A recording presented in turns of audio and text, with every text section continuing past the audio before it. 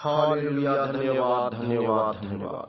परमेश्वर के लोगों, परमेश्वर के गहरे वचन को सुनते हैं और परमेश्वर आपको आशीष देगा। वचन के द्वारा परमेश्वर आपके जीवन में हर एक परीक्षा से बाहर निकालेगा। ये वचन के द्वारा आपके जीवन से हर परीक्षा से बाहर निकल आओगे। परमेश्वर के लोगों, परमेश्वर के वचन को सुनिए। इस वचन से परमेश्वर आपको आशीष करेगा। आपके जीवन से हर परीक्षा से बाहर निकलेंगे जब इस वचन को आप सुनेंगे। परमेश्वर का धन्यवाद है।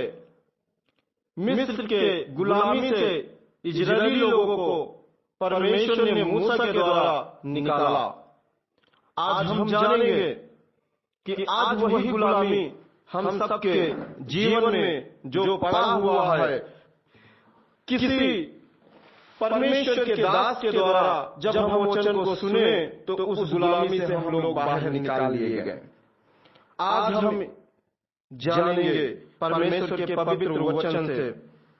परमेश्वर के वचन में लिखा पहला कुरिन्थियों उसके 10 से पहले आयत में, हे भाइयों, मैं नहीं चाहता कि तुम इस बात से अनजान रहो कि हमारे सब बाप दादा बादल के नीचे थे और सब के सब समुद्र के बीच से पार हो गए।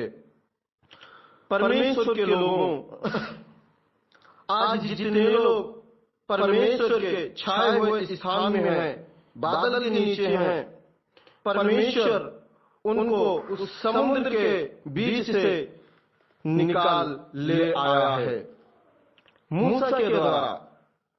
यहाँ पे परमेश्वर इस वचन को लिख रहा, परमेश्वर इस वचन को पौलुस परमेश्वर के द्वारा लिखता है।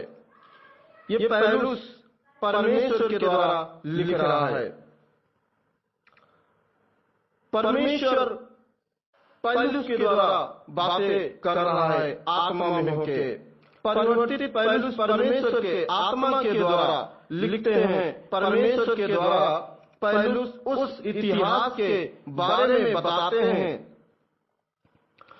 आत्मा उतरा, परमेश्वर पौलुस के से बातें करता था। यहाँ पे पौलुस के द्वारा परमेश्वर बातें कर रहा है।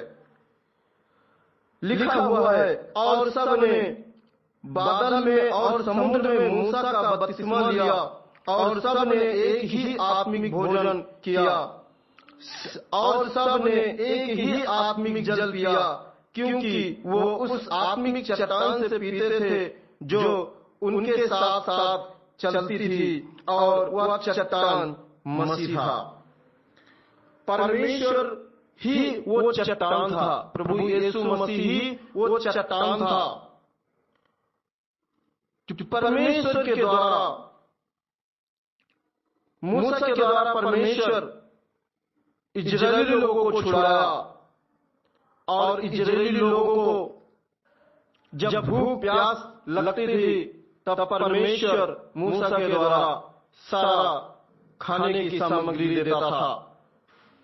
परंतु परमेश्वर उनमें से बहुतों से प्रसन्न न हुआ, इसलिए वो जंगल में ढेर हो गए। बहुत लोग परमेश्वर के विपरीत चले, उनसे वो परमेश्वर प्रसन्न न हुए, क्योंकि बहुत लोग उस जंगल में ही ढेर हो गए। ये बातें हमारे लिए दृष्टांत ठहरी कि जैसे उन्होंने लालच किया, वैसे हम बुरी वस्तुओं का लालच न करें। जैसे जो परमेश्वर ने मूसा के द्वारा इजरायलियों को छुड़ाया था, उन्होंने बहुत सारे लालच किए और लालच करते ही वो ढेर हो गए। हमें लालच नहीं करना है, और न तुम मूर्ति पूजक बनो, जैसे कि उनमें से कितने बन गए थे।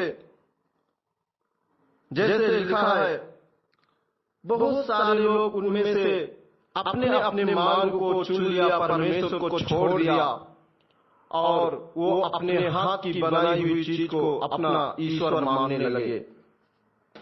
लोग खाने पीने, बैठने और खेलने कूदने उठे और न हम बेविचार करें जैसे उनमें से कितनों ने किया।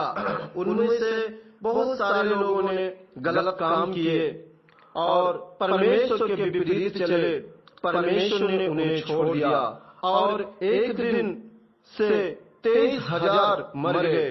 एक दिन में 23,000 लोग मर गए। और न हम प्रभु को परखे जैसे उनमें से कितनों ने किया और सांपों के द्वारा नष्ट किए गए। हम परमेश्वर को कभी परखे ना जैसे कि उनमें से बहुत सारे लोग किए, लेकिन वो सारे लोग मर गए। और न तुम कुड़कुड़ाओ जिस रीत से उनमें से कितने कुड़कुड़ाए और नष्ट करने वाले के द्वारा नष्ट किए गए। यहाँ पे परमेश्वर के वचन के अनुसार जब इजरायली लोग कुड़कुड़ाने लगे, परमेश्वर के विपरीत बातें करने लगे, परमेश्वर के खिलाफ जाने लगे, तो कितने लोग नष्ट हो गए। परंतु ये सब बातें जो उन पर पड़ी दृष्टांतों की रीत पर थी और वो हमारी चेतावनी के लिए जो जगत के अंतिम समय में रहते थे लिखी गई है। इसलिए जो समझता है मैं स्थिर हूँ वह चौकस रहे कि कहीं गिर न पड़े। कभी भी कोई अपने आप को कुछ ऐसा नहीं समझना है कि मैं स्थिर रहूं। मूसा के द्वारा इजरायली लोगों को परमेश्वर ने समुद्र से लेके गया और समुद्र को 2 भाग कर दिया। परमेश्वर अपने बच्चों को छुड़ाने के लिए क्या किया? परमेश्वर हमारी सुधि लेने वाला परमेश्वर है। हम में से ही कितने लोग जब परमेश्वर के वचन को सुने तो बहुत लोग सुने और सुनकर हम समुद्र को पार कर गए परमेश्वर की सामर्थ से। और कितने लोग जब पार होकर गए तो कुछ समय के लिए धन्यवाद किए, फिर उसके बाद कितने लोग परमेश्वर से अलग हो गए, वापिस वो अपने काम में पड़ गए, वापिस उस पूरी रीति रिवाज में पड़ गए। आज परमेश्वर हमसे बातें करना चाहता है, वह चौकस रहे कि कहीं गिर न पड़े। तुम किसी ऐसी परीक्षा में नहीं पड़े जो मनुष्य के सहने से बाहर है। आपको ऐसी परीक्षा में परमेश्वर नहीं डालेगा जो तुम्हारे सहने के बाहर है। तुम जितना सह सकते हो उससे अधिक परमेश्वर परीक्षा में नहीं डालेगा। परीक्षा होती है हमारे खराई के लिए, जिससे कि मैं खरा बन जाऊं। परमेश्वर सच्चा है और वह तुम्हें सामर्थ्य से बाहर परीक्षा में न पड़ने देगा। सामर्थ्य तुम्हारी ताकत से ज्यादा परीक्षा तुम्हारे ऊपर नहीं आएगी, ऐसा परमेश्वर आपके ऊपर ये परीक्षा नहीं आने देगा। परमेश्वर के प्रिय लोगों, परमेश्वर के वचन पर विश्वास कीजिए और परमेश्वर के मार्गों पे चलिए, वरन आप उस मार्ग पर नहीं चलेंगे तो आपके जीवन में बहुत समस्या आ सकती है। आपके जीवन में बहुत परेशानियां आ सकती है। परमेश्वर आपके जीवन में कार्य करना चाहता है। आप अपने जीवन से वो हर एक काम को पीछे करें जो परमेश्वर के विपरीत है। लिखा है वरन परीक्षा के साथ निकास भी करेगा कि तुम सह सको। परमेश्वर परीक्षा के साथ हमारी निकासी भी करेगा और हम सह सकेंगे। जब हम उस परीक्षा से बाहर आएंगे तब परमेश्वर हमें एक सोने की तरह निखारेगा और उस सोने की तरह चमकेंगे। परमेश्वर के लोगों, परमेश्वर पर विश्वास करो और परमेश्वर ही जीवन है, परमेश्वर ही रोटी है, परमेश्वर ही सब कुछ है। प्रभु यीशु ही सच्चा परमेश्वर है। अपने जैसे इजरायली लोग, बहुत लोग अपने ही इच्छा के अनुसार अपना भगवान बना लिया, और बहुत लोग ही कुड़कुड़ाए, और जितने लोग कुड़कुड़ाए उतने लोग परमेश्वर से दूर हो गए। परमेश्वर की इच्छा के अनुसार अपने जीवन को बिताना है, और परमेश्वर आपको आशीष करेगा। सुबह की प्रार्थना परमेश्वर परीक्षा से बाहर निकालेगा। आप सुबह को प्रार्थना करें, परमेश्वर के वचन के अनुसार परमेश्वर आपको बाहर निकालेगा। इस कारण हे मेरे प्रिय, मूर्ति पूजा से बचे रहो। मैं बुद्धिमान जानकर तुमसे कहता हूँ, आपको उन सारी चीजों से बचना है जो परमेश्वर के विपरीत है।